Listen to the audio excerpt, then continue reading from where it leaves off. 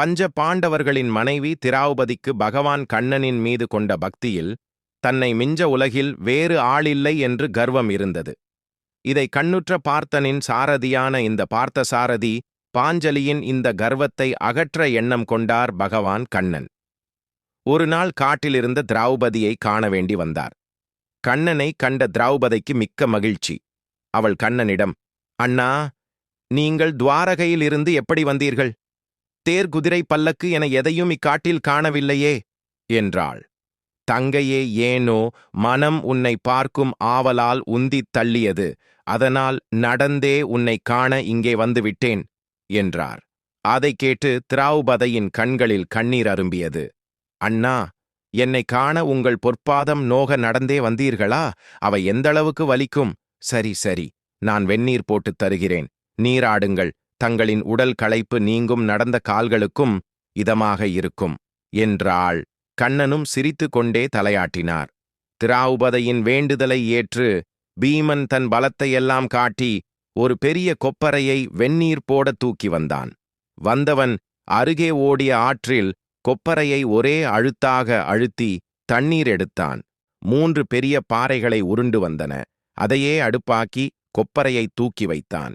ஒரு காய்ந்து போன மரத்தையே ஒடித்து வந்து தீ பற்ற வைத்தான். தீ ஜூவாலை விட்டு எரிந்தது. ஆனாலும் மதியமாகியும் கொப்பரை தண்ணீர் துளி கூட சுடவில்லை.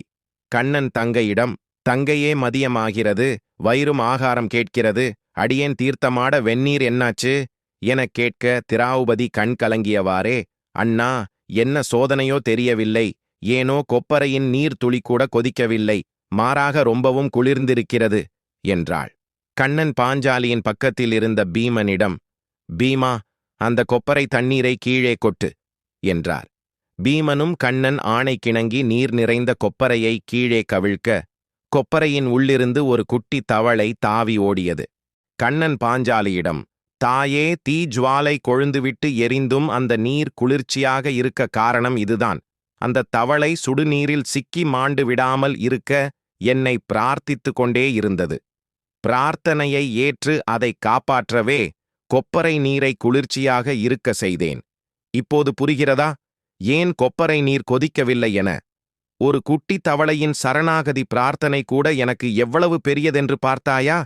ஒரு தவளை கண்ணன் மீது கொண்ட பக்தியின் காரணமாக கொழுந்துவிட்டு எரிந்த தீயிலிருந்து உயிர் பிழைத்து ஓடுகிறது. அதன் பக்தியை மிஞ்சி என் பக்தி எப்படி உயர்ந்ததாக முடியும் என்று எண்ணி கண்ணீர் வடித்தாள்.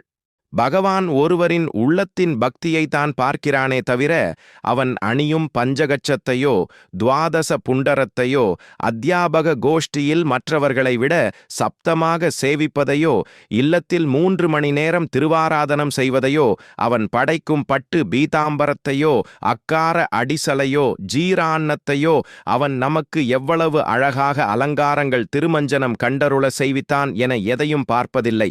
அந்த நேரங்களில் அவன் உள்ளத்தில் தன் மீது பக்தி எவ்வாறு உள்ளது என்பதை மட்டுமேதான் பார்ப்பார். அதே நேரம் நான் பகவானுக்கு அதை செய்தேன், நான் மட்டும் இல்லை என்றால் என்ற கர்வமும் கூடாது. பக்திக்கு துளி கூட கர்வமும் கூடாது என்பது புரிகிறதல்லவா?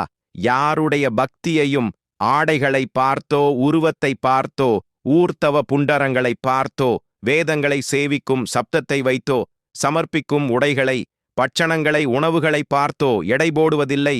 அவன் பார்ப்பது உள்ளத்தில் அவன் மீது நமக்கு உள்ள பக்தியை மட்டுமே. பக்தியில், ஆராதனையில் நீங்கள் செய்வதுதான் உயர்ந்தது, மற்றவர்கள் செய்வது தாழ்ந்தது என எண்ணாதீர்கள். ஆண்டாள் சொன்னது போல் பகவானை வாயினால் பாடி அவனை நம் மனத்தினால் எப்போதும் சிந்தித்தால், தவளைக்கருள் செய்தது போல் நம்மையும் நம் துன்பங்கள் அனைத்திலிருந்தும் காப்பதோடு மட்டுமல்லாமல் அவன் பாதங்களையே நாமும் சரணடையும்படி செய்துவிடுவான். பக்தியில் நாம் ஒருவருக்கொருவர் பாரபட்சம் குறைகள் காட்டாமல் அனைவரையும் ஒன்றாக பாவிப்போம், பணிவோம். சர்வம் ஸ்ரீ கிருஷ்ணார்ப்பணம்.